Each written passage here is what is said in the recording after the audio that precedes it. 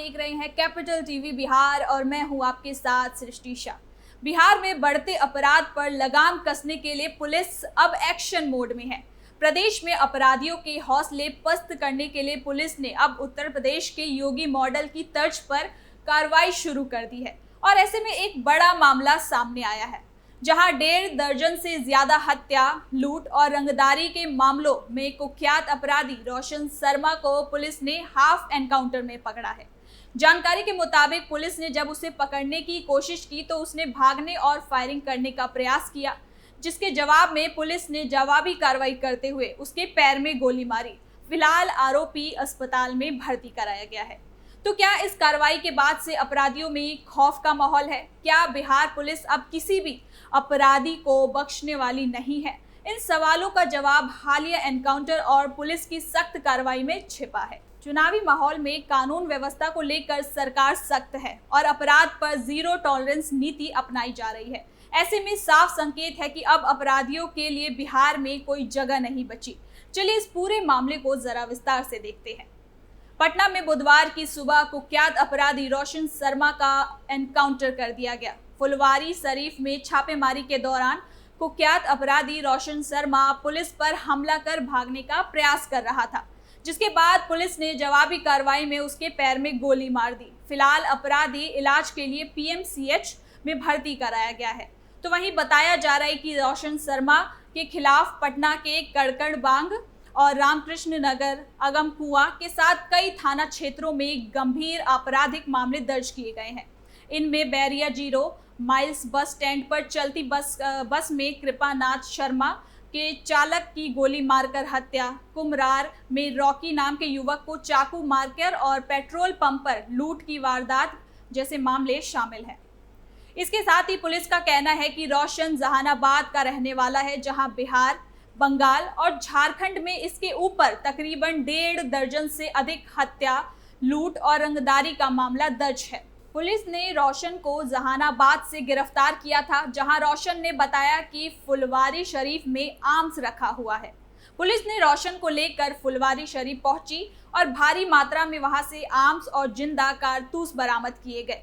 इसके बाद उनके द्वारा एक मिनी गन फैक्ट्री का भी चर्चा किया गया, जिस जगह ले जाने के बाद रोशन गाड़ी से उतरकर पुलिस की राइफल छीनकर भागने का प्रयास कर रहा था, लेकिन नाकाम साबित हुआ। तो वहीं आपको बता दूं कि मुख्यमंत्री नीतीश कुमार के नेतृत्व में जीरो टॉलरेंस नीति को जमीनी स्तर पर उतारने का काम किया जा रहा है। कानून व्यवस्था को बेहतर बनाने के लिए सरकार ने एक के बाद एक बड़े कदम उठाए हैं और इसका असर अब साफ साफ देखने को मिल रहा है। साथ ही आपको बता दूं, जब से डीजीपी विनय कुमार ने बिहार पुलिस की कमान संभाली है, तब से पुलिस की कार्यशैली में बड़ा बदलाव देखने को मिला है। उनके नेतृत्व में पुलिस अब और अधिक एक्टिव और रणनीतिक रूप से सक्षम नजर आ रही है। पिछले 1 माह के भीतर एनकाउंटर हुए हैं, जिनमें 4 कुख्यात अपराधी मारे गए थे। इन मुठभेड़ों में पटना से लेकर कटिहार तक पुलिस और अपराधियों के बीच में आमना सामना हुआ, जहां पुलिस ने न सिर्फ कार्रवाई की बल्कि अपराधियों को मौके पर ही ढेर कर दिया। यह बदलाव न सिर्फ पुलिस की नीयत को दिखाता है बल्कि सरकार के उस संकल्प को भी मजबूत बनाता है, जिसके तहत बिहार को अपराध मुक्त बनाना है। पुलिस के इस नए तेवर से एक और जहां राज्य की आम जनता अपने आप को सुरक्षित महसूस कर रही है, सरकार पर भरोसा कर रही है, तो वहीं दूसरी ओर अपराधियों में डर का माहौल पैदा हो रहा है। अब साफ संकेत है कि अगर कोई भी कानून को हाथ में लेने की कोशिश करेगा तो उससे उसकी कीमत चुकानी पड़ेगी। बिहार में अब कानून का राज स्थापित करने की दिशा में बड़ा कदम उठाया जा रहा है। तो वहीं आपको बता दूं कि जीरो टॉलरेंस नीति के तहत किसी भी प्रकार के अपराध और अपराधियों को बख्शा नहीं जाएगा। भले ही सरकारें अभी बिहार चुनाव में अपनी अपनी तैयारियों को लेकर व्यस्त हो, लेकिन एनडीए सरकार अपनी प्राथमिकता का कहीं ना कहीं एक एक रूप दिखाती जा रही है। न केवल बिहार में बल्कि पूरे भारत में अपराध को रोकने के लिए सरकारें बहुत सी योजनाओं को चला रही है। बिहार में हाल ही के दिनों में अपराध की बढ़ती घटनाओं से जंगल राज की चर्चा एक बार फिर से बढ़ती जा रही थी कि पुलिस ने इस तेवर से सभी सवालों पर पूर्ण विराम लगा दिया। लेकिन आपको बता दूं कि बिहार में जब एक दौर था जिसे जंगल राज कहा जाता था, जब आम जनता घर से बाहर निकलने में कई बार संकोच करती थी, वो दौर था 1990 से लेकर 2005 के बीच का। लालू प्रसाद यादव और उनकी धर्मपत्नी राबड़ी देवी के शासनकाल का वो दौर था। इस दौर को जंगल राज कहा जाता था, जब राज्य में अराजकता, अपराध, भ्रष्टाचार और राजनीतिक संरक्षण प्राप्त अपराधियों का बोलबाला था। हत्या, अपहरण, लूटपाट और फिरौती जैसी वारदात आम हो गई थी। कानून व्यवस्था पूरी तरह से चरमरा चुकी थी और पुलिस प्रशासन पूरी तरह से बेबस।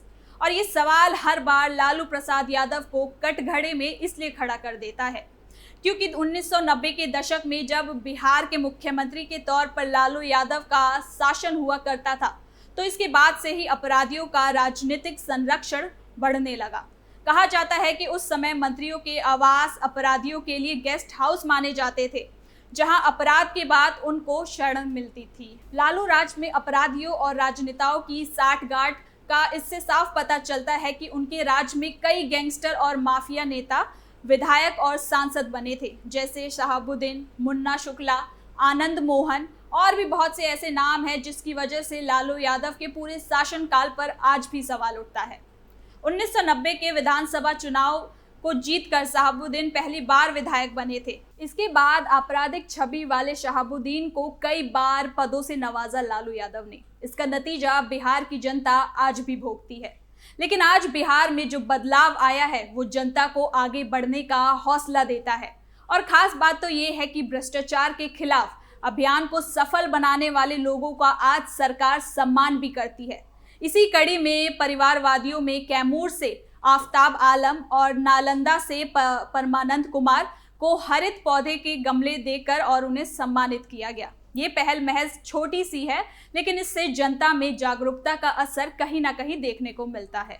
यानी कि कुल मिलाकर इस कार्रवाई के बाद से अपराधियों में खौफ का माहौल है और ये संदेश साफ है कि अब कानून को चुनौती देने वालों पर सख्त कार्रवाई होगी। और आने वाले समय में अगर कोई भी अपराधी ये सोचकर अपराध करता है कि वो बख्शा जाएगा, तो इसके लिए सरकार की जीरो टॉलरेंस नीति तैयार है। सरकार लगातार अपराधियों के खिलाफ नए नए कानून लेकर आ रही है, जिससे जनता अपने आप को सुरक्षित महसूस करे। और इसी कड़ी में आज बिहार में योगी मॉडल के तर्ज पर काम किया जा रहा है। तो फिलहाल के लिए इस खबर में इतना ही। देखते रहिए कैपिटल टीवी बिहार।